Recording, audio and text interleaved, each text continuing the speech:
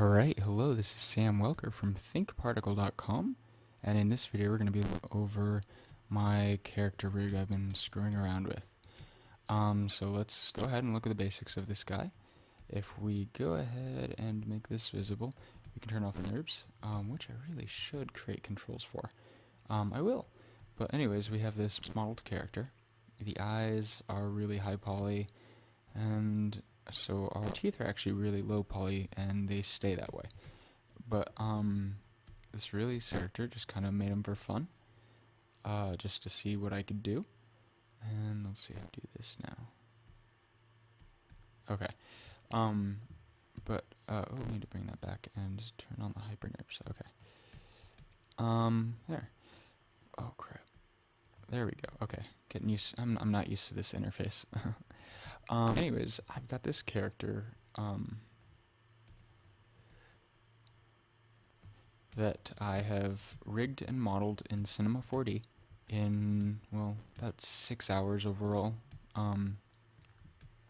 It's my first time modeling and rigging a character all the way through, so don't laugh at me because it's been 6 hours. It's at least decent for a first go at it. So anyways, here I'm going to go over, let's start with the most important control, the main. This is the character controller. You can rotate the character, you can move the character.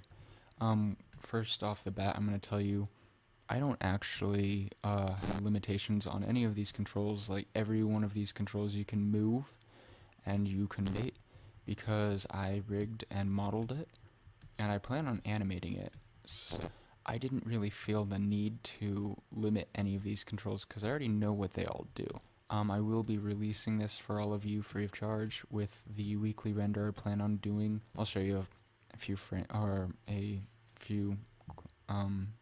other files of this, but more on that later. So let's look at the rest of the controls. We have the main control. We have controls for the line. You can rotate them, you can hit them, you can move them, you can move the other part of the spine, which is kind of fun to see a character go like that. So you could have a few different characters from this model that all do that. And some of it stretches just a little bit, but that's because he's a low poly character. It'd be pretty to set something on top of him and make it look like he's getting squished. There's a lot I can do with this. Let's go ahead and rotate it. Most of them are little things like for animations, if you add a subtle large movement to a character, it seems to work out well in my experience, just for setting up the poses. So let's grab this. We can move this arm. We have a collarbone, a shoulder bone, elbow bone, wrist bone, and these are joints, not bones, but it's similar. We have 4 hand controllers. We can rotate this guy down.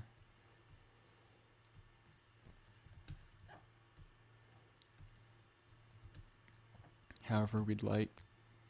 If we feel like it's too much, we just rotate it back up and down elsewhere. And the benefit of being able to move these is that I feel like it's not looking right, so I just move it, and then it looks a little more right, in this case. So I can also move down here, so now that is a lot better, except for the fact that his arm is bending completely the wrong way. But now that's fixed. So he's raising his hand in class. Okay. So, or just raising his hand, shouting out to someone. I'll make him shout later, but those are the arm controls. Let's go ahead and put them all back.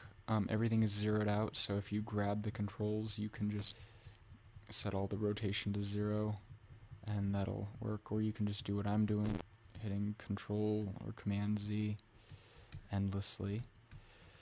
That was fun. Then let's see, we have IK and FK legs. Let's go ahead and set it to, in the attributes, 100% FK. and just rotate these controls. So as you can see, we have FK. It's the only way at the moment to actually access the control for the ankle. If I turn on IK, my ankle controls no longer, oh, actually, I lied. They're fixed now, so I don't think I did that. I think I just opened the file again and it fixed it. So anyways, if we have a control on, I have some IK controls for the leg. It squishes pretty badly right there, but I'm just gonna have to deal with that for now because of the way I modeled it, I think. And you have some pretty crazy controls, character. You can really just make them do whatever you'd like. So if I want to really move the character like that, I can. I wouldn't recommend it bending that way, but if you're about to move the character into a, make him turn around, you could do something like that. So anyways, IK, FK controls, all under the main null object. And let's see, what else do we have? We have heel controls, we can move these up and down, out and in. You can really stretch this guy.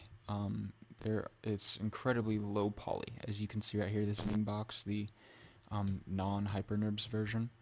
Let's see how we're doing on time. Okay.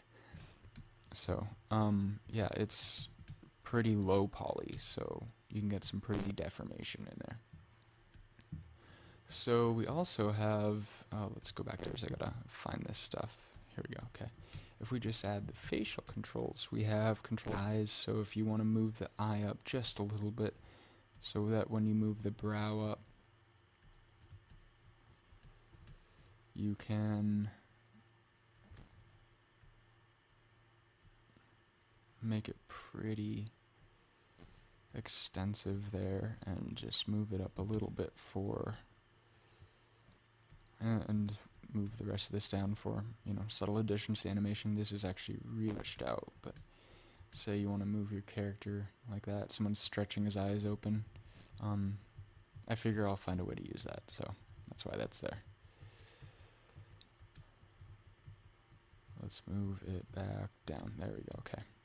So both eyes have those controls. We have controls for each eyelid.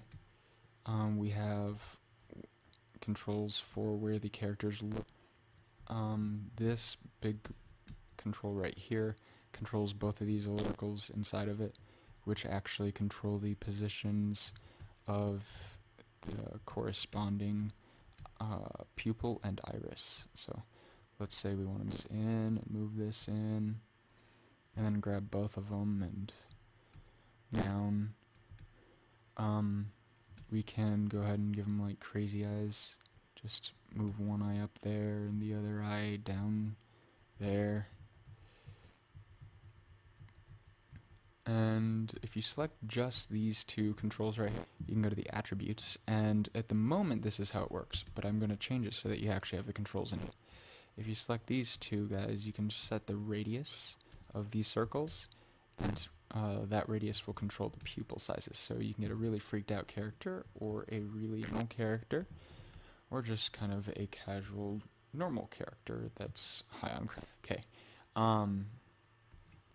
so this is what I have so far. The character controls.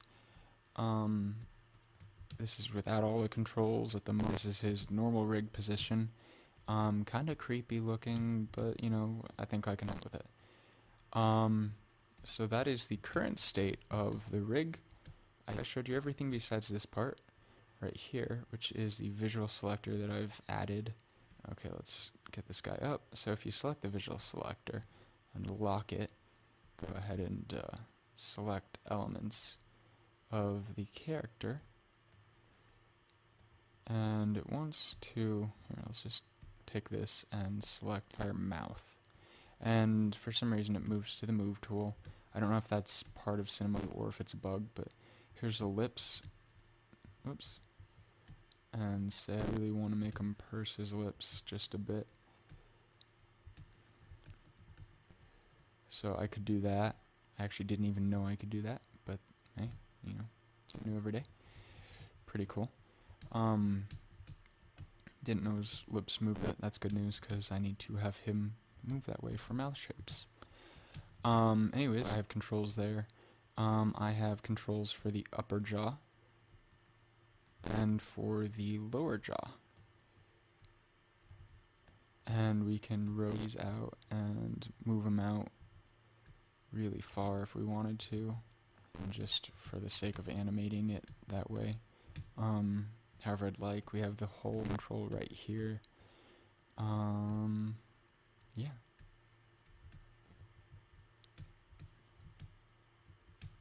And the teeth are actually all to the jaw.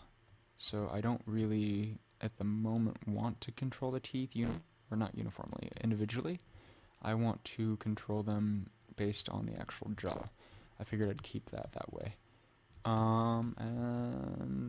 Besides that, I control the eyes and the eye controls up here with the visual selector. So say I wanted to do that. Someone just stepped on his foot. Just ignore this half. I was going to put my hand over the screen, but you can't really see it on the screen. So anyways, yeah, that's my character. And let's go ahead now and look at the rest of it. This is the actual rig itself. This is the file that the rig is based off of. I'm not going to change any of it until I'm back in there, though. I mean, inside of this file, oops. Let's move it back.